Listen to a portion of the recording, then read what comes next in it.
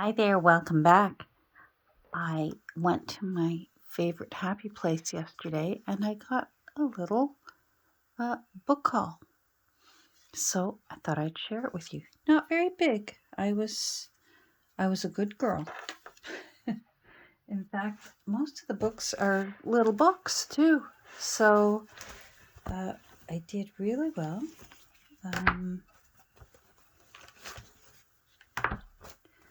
Let's get some of these out of here. I don't even remember, so I'm looking forward to seeing them as well.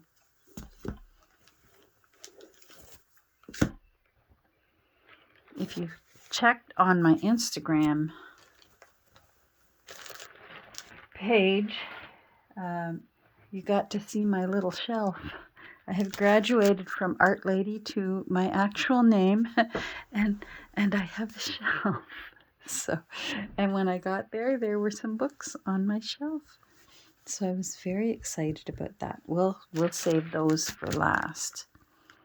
But like I said, they're mostly small, and I can't believe I'm doing this to myself, but I love her artwork, and I shouldn't have got rid of the ones that I did, but that's all right, because I find that when you send out the message to the thrifting universe, the thrifting gods hear you, and eventually it comes back.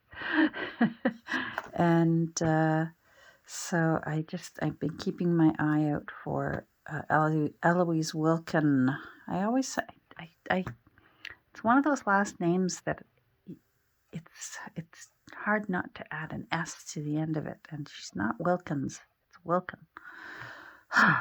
So, in my research into her and into Corinne, now I forget Corinne's last name. Corinne Malvern.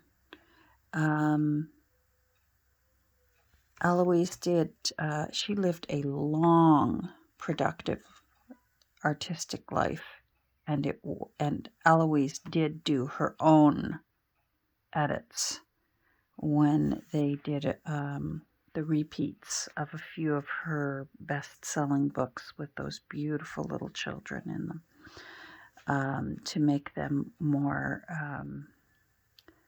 to represent a better rainbow color of how beautiful all the children of our world are. So that was Eloise who did her own updated artwork. It wasn't Corinne's she's got a little bit looser design, but she still has those little elf-like eyes. I see a lot of Eloise inspiration. Mind you, maybe it's Eloise who took inspiration from Corinne, because Corinne, I believe, was older and did not live as long as Eloise did. So, anyhow, I found this one. I will be using some of these pictures out of this one. It's a little damaged, but for $1, I'm going to damage it even more. And you know what? Isn't that what it's all about? It's because it's damaged, it's going to be used for many, many, many books, because it's got these beautiful the little fella and the little puppy, and just beautiful baby pictures in it, and puppy pictures. So it reminds me of my oldest son. I had of my two sons, one was a blondie and one had jet black Irish hair. I love when I see little children dressed like this. I'm old enough that my children were dressed like this, because the old-fashioned cloth diapers with pins and rubber pants, which is what mine wore, the clothing needed more room to fit the diaper underneath. And by the time I had my last one, he was a little surprise for us.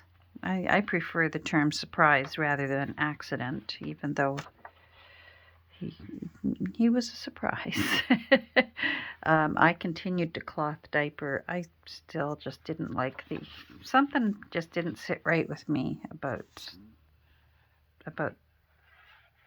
using disposable all the time. Once in a while, yes, if we went on vacation or we were doing things like that, I'd use disposable. But even my oldest daughters, who were 9 when he arrived, they got really good at being able to pin on a cloth diaper the old traditional way with the 2 pins at the hips. I still have his diaper pins. I don't know whether someday he'll want them or someday when I'm dead they'll look through my things and go, oh, for Pete's sake, Mom saved Ted's diaper pins. But you know what? That's what we do as moms, isn't it? We save the teeth and the first haircut, and then what do they do with it? I guess if they're like me, my brothers and my first haircut, the little locks, the 4 bags that my mom had tucked in her jewelry box, 3 of the little bags had blonde curls in them. And I knew that those were my brothers because there was 1 bag with a jet black curl in it. And I knew that was my first haircut. And it was probably the one I gave myself. Anyhow, they went with her. What do you do with those? And I just thought they were her babies. So I was able to tuck them in with her, and so she's got a little bit of us with her. Anyhow, I wanted some pictures, some baby pictures for this journal that I'm working on, and this one will be perfect. And same with the that other one I found the other day, the Children's Book of Prayers, I believe it was. Now, that's where I showed some great restraint, because they did have another one of those at my little happy place, my Kirby book sale. I'm going to bring this camera up a bit. That's better. They did have another one of the Book of Prayers, and I left it. I walk away from the little golden book. Catherine, walk away. And I did. So proud of myself. So I got that one, and it's a little bit, but that's all right, because I will be fussy. This is all for fussy cutting, so that doesn't matter.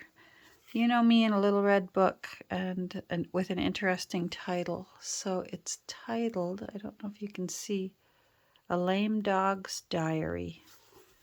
And well, that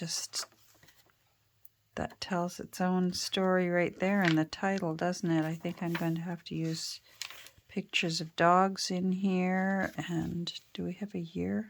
Oh, I'm going to have to do some hunting.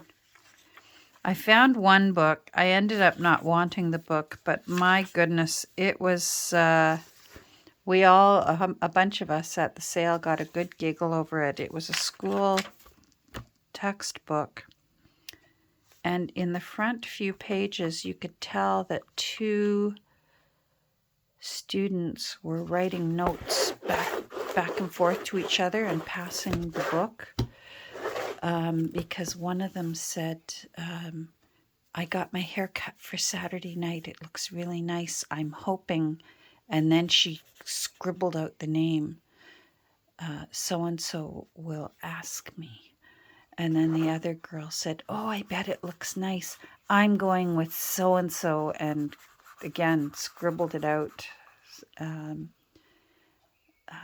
And it just went on, and it went on to the next page, this little chit-chat these 2 young ladies were having about their plans for a barbecue for Saturday night. It was so charming. Anyhow, so this one, the paper feels old. the look of it looks old. Nelson Library. I like the size of it. So look at the dust on the top of that. Wow. I'll look for it and see. This was on my shelf that they saved for me. So, The Adventures of Henry Rabbit. So, definitely looks vintage. It's got beautiful little pictures in it. Look at that. Oh, I love that. The Adventures of Henry Rabbit. Now, the rest are black and white. Oh, there's a few colored. I like the artwork's a little bit different. Oh, this one's, I think this could make a cute little tiny, isn't that pretty? That could make a cute little tiny journal. I just liked the size of this. I liked the feel of the cover. It's embossed. Fox's Book of Martyrs. 1852 is the dedication from Mrs. something. 1st January 1852.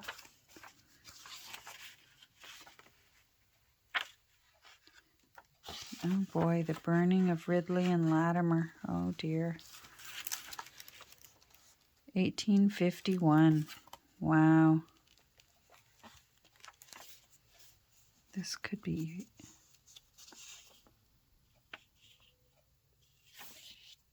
Christian martyrdom. Wow. Interesting.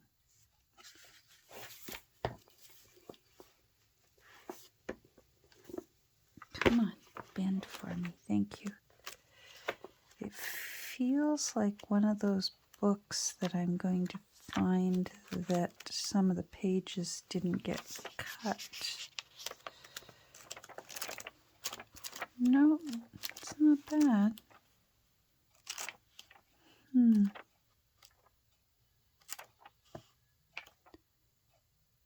St. Stephen, St. James, St. Matthias, St. Matthew, so many of them. St. Barnabas. Wow. You know what? I may have to have a little look through this one. Oh, I love when there's these in the back. So 1851. My goodness. Oh yeah, look, there we go. Did I call that or did I call that? That means somewhere back here is the other side. Unless that's why these tops are ripped. That the owner had to go through with a knife and open. See how some are raggedy? I'm wondering if the owner of this book had to go through and open up the pages. 1 shilling. The Popular Library, neatly bound in fancy boards, 1 shilling each. Or in cloth full gilt, 1 shilling 6. I believe that was the symbol for pence. Kalula. Interesting. Grace and Isabel, Swiss Family Robinson.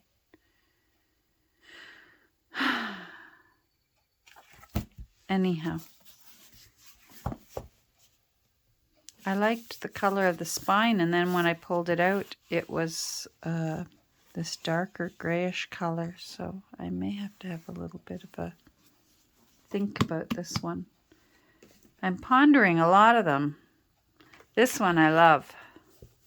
I love that it's still got a library sticker on the spine. And I love the corners. I've seen this in end papers before, but I can feel a texture on it. I've never seen it used on a cover. So that will have to stay as is. And of course, I love this burgundy red. And again, it's just little. It was a little book day. 4.5 by 6 3/8, and then probably 3/4 of an inch, maybe not even. 1888.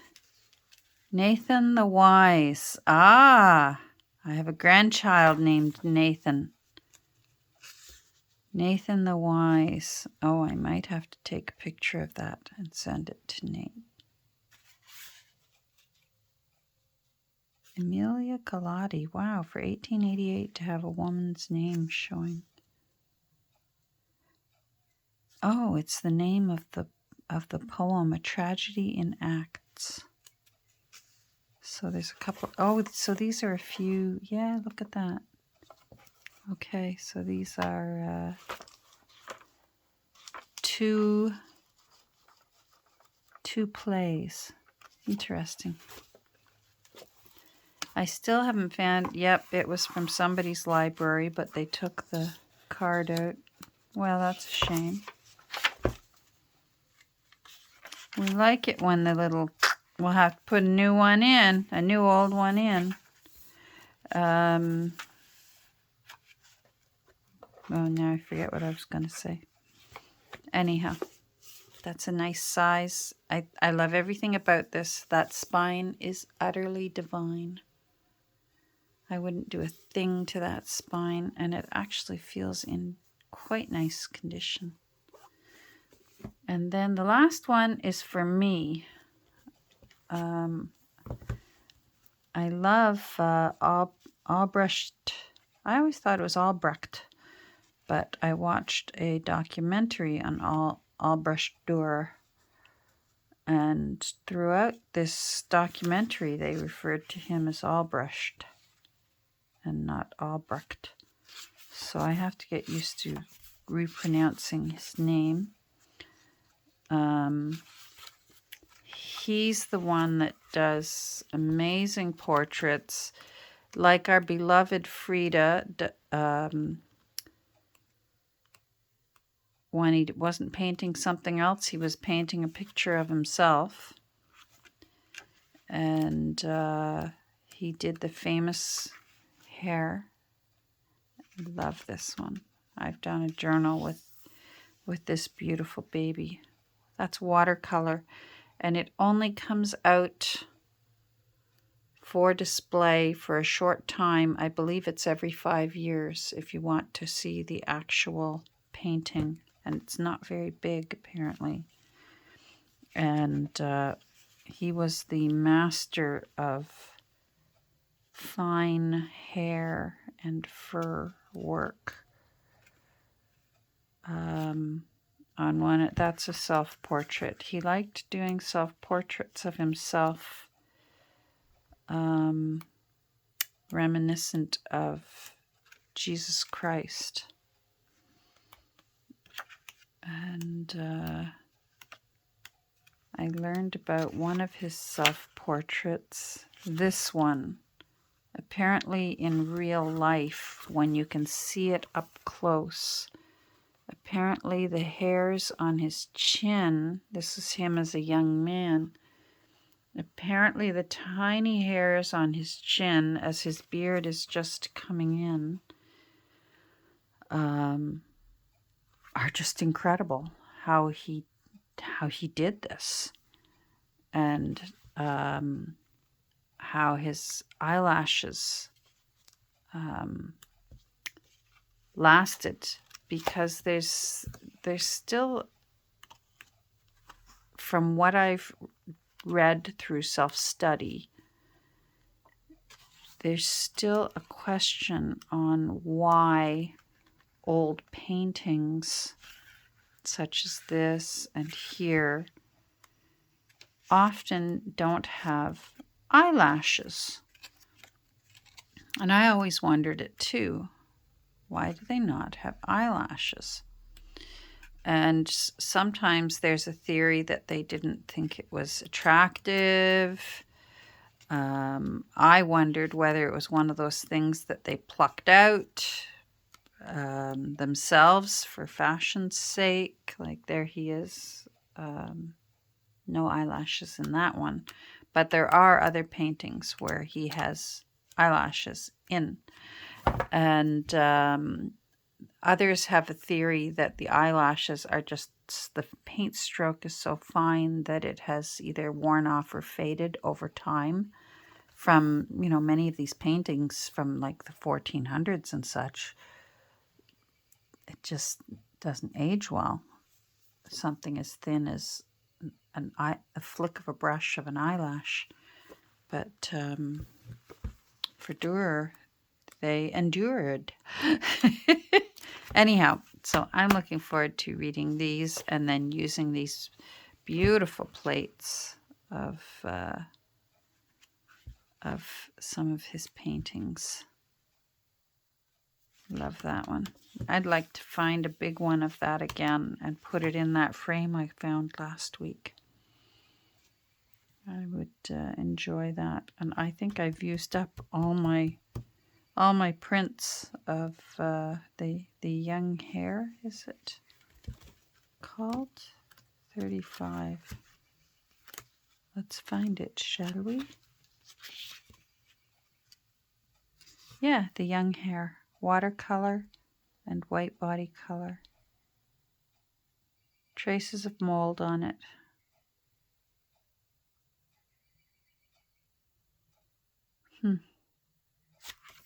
There we go. So that was that. Oh, wait. No, we didn't go through the one. If you recall, the last time I was there, the nice lady, Kevin's wife, was on cash. And she had said she had some old Beatrix Potter because I was buying a Beatrix Potter book. And she said, I've got some old ones of mine that I didn't know what to do with them because they're falling apart. So illustrations are suitable for framing. Oh, we will be playing with these. See, that is calling to be made back into a journal. 1929. Look at that. The Tale of Peter Rabbit. And I've got another copy, so I will be able to use my other copy.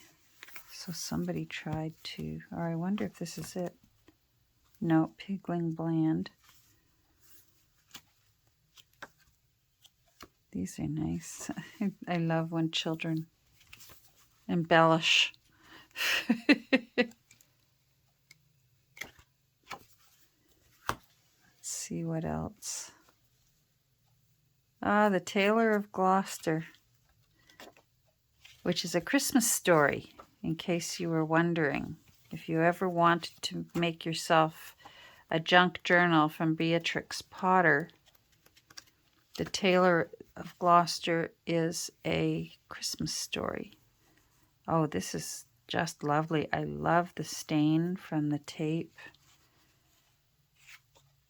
Oh, there, that's from The Tailor of Gloucester. Okay, there we go. I wonder if there's a year. 1903. Oh my goodness. Beautiful. And what are you?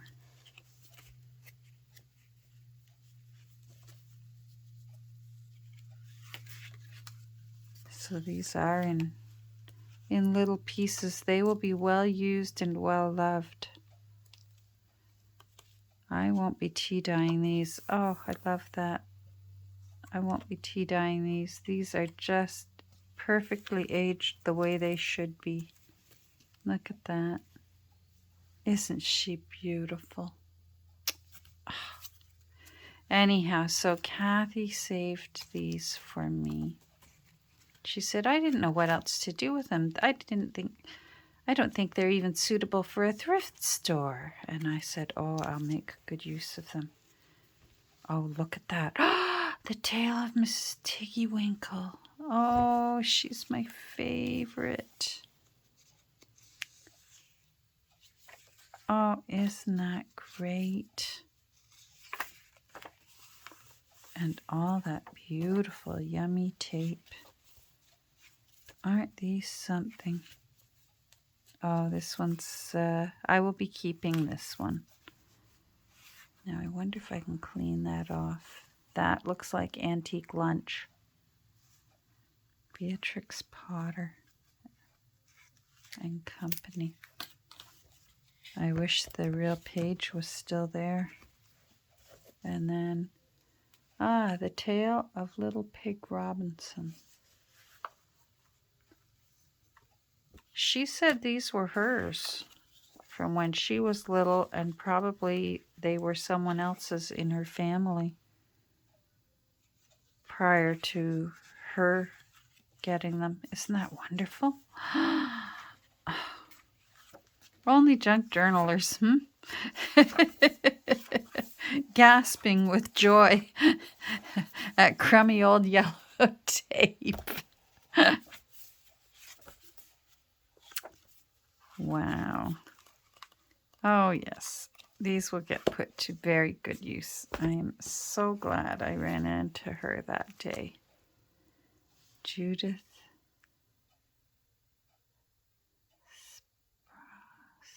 Spragg, 1929. Well, I'm going to have to look you up, Judith, and see whether you were the child who decided to embellish Miss Potter's artwork.